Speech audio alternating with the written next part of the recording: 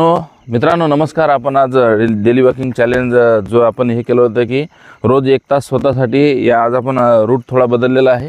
हे आपल्या दिग्रसचा जो जुना दारवा रोड आहे.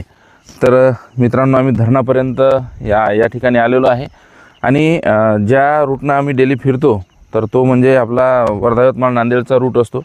परंतु आज इकडं मित्रांनो आम्ही धरणाकडे आलेलो आहे आणि एकदम अंतिम टोकावर ज्यामध्ये आपण जे राहुल भाऊची कॅन्टीन आहे आपल्या, तर राहुल भाऊच्या कॅन्टीनपासून हे ठिकाण जास्तीत जास्त 3.5 किलोमीटर आहे. म्हणजे 3.5 आणि 3.5. तर या जर आपण रूटला आलात तर आपलं 6 किलोमीटर पूर्ण होतं. आता आपण साईडला पूर्ण हा नजारा मित्रांनो बघू शकतो की इथे जे आहे आपलं धरणाचंच पूर्ण पाणी मित्रांनो आता इथपर्यंत आलेलं आहे.